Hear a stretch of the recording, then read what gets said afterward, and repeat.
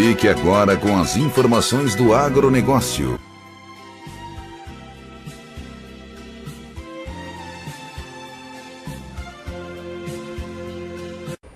E eu vou conversar agora com o Ederson Viana, mestre em administração de empresas, contador, especialista em auditoria, planejamento, projetos, contabilidade, gerencial e controle financeiro. E ele também é consultor corporativo e é sócio fundador do grupo Destra. O Ederson Viana, bom dia.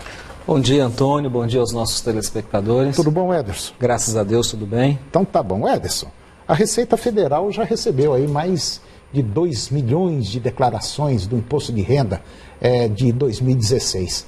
E a expectativa é de que mais ou menos aí de 28,5 milhões de contribuintes entregue a declaração.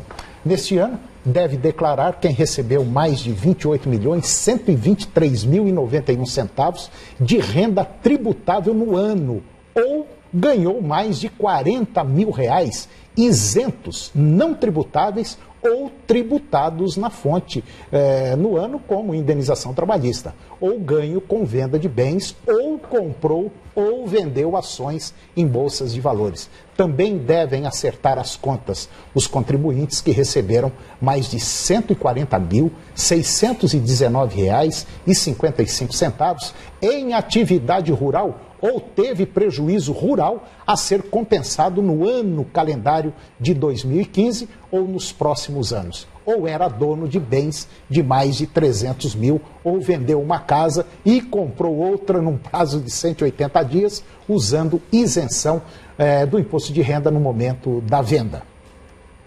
Tanta coisa, hein? Exatamente, Antônio.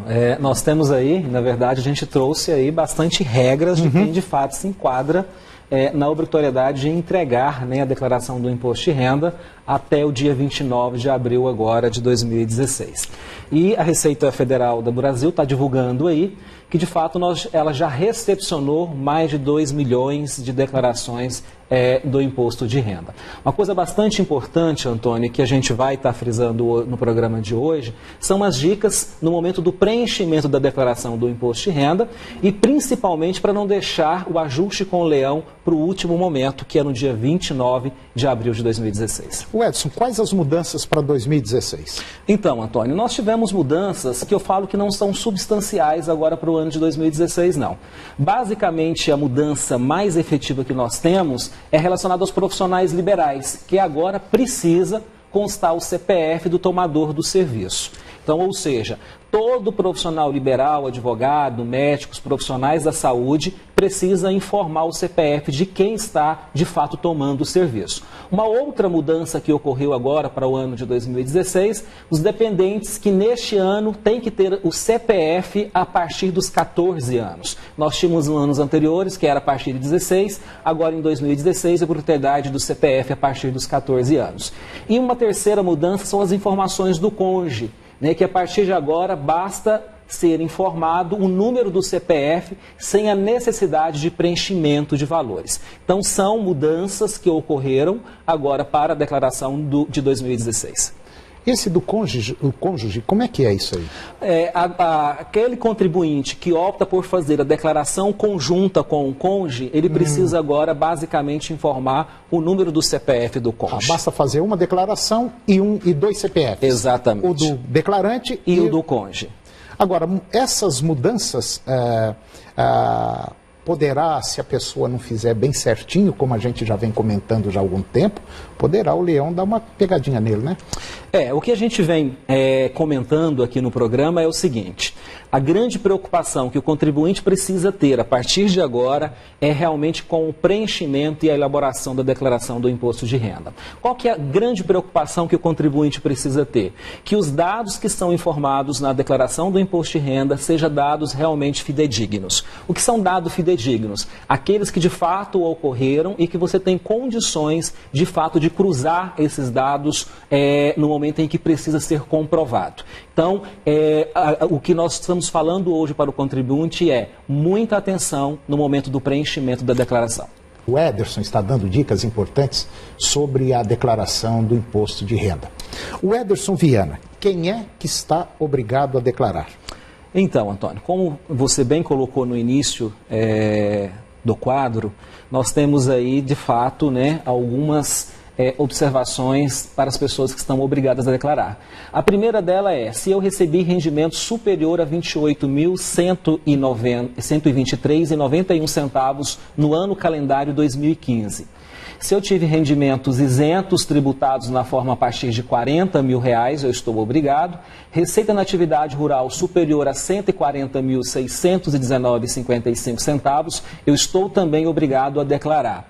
Prejuízo em atividade rural, e se eu pretendo compensar esse prejuízo no ano de 2016, na declaração de 2016, eu preciso então fazer também a declaração do imposto de renda.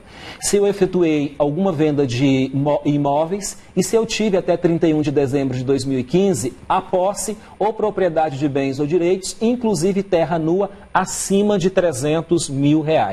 Então, em todas essas situações, eu sou obrigado, então, a estar, de fato, fazendo a declaração do imposto de renda agora até o dia 29 de abril de 2016. Ederson, eu sei que tem muita gente querendo saber. Prejuízo na atividade rural para compensar no imposto de renda. O que é isso aí? Exatamente, Antônio. Nós falamos em algum programa agora, recentemente, sobre a atividade rural e sobre o imposto de renda na atividade rural. A atividade rural, quando nós estamos falando de pessoa física, nós falamos então de resultado da atividade rural. O que é resultado? As receitas efetivamente recebidas e as despesas pagas efetivamente. O resultado é receita menos despesa igual ao resultado da atividade rural. Se no ano de 2015 eu tive uma receita menor do que a minha despesa, isso significa que eu tive um prejuízo na atividade rural. Esse prejuízo ele pode ser compensado na minha declaração do imposto de renda.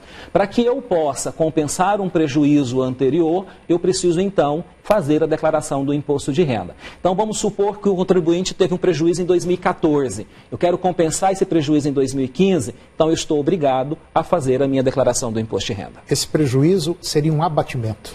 Exatamente. O prejuízo ele entra para abater a base de cálculo do imposto. Tá certo.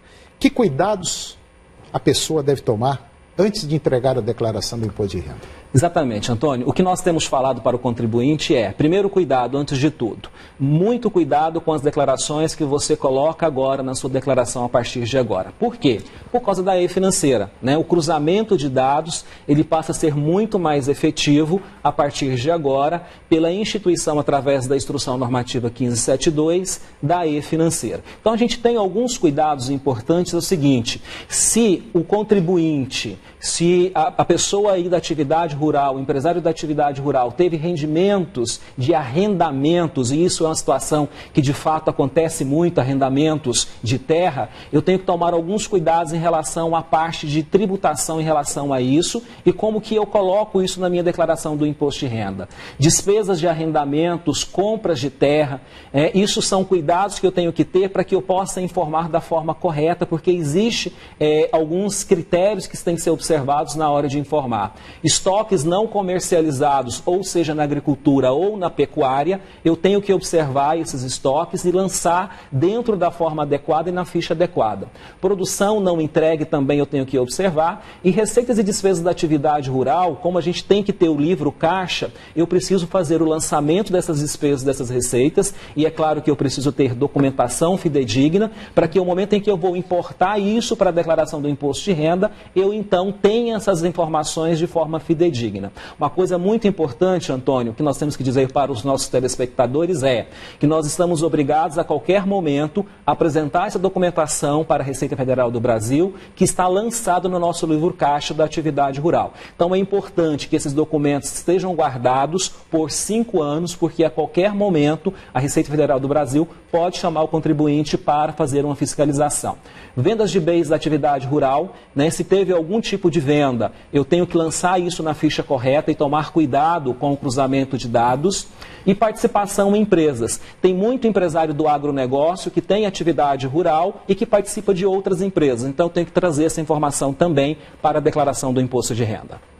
É muita coisa, hein? É bastante critério, né, que a gente precisa observar na hora de elaborar a declaração do imposto de renda. Nós temos hoje muitas declarações que caem na malha fina, justamente por não observar as informações que são colocadas. O Ederson Viana, mais uma vez, muito obrigado pela sua participação no nosso programa e até o próximo. Até o próximo, Antônio, um prazer.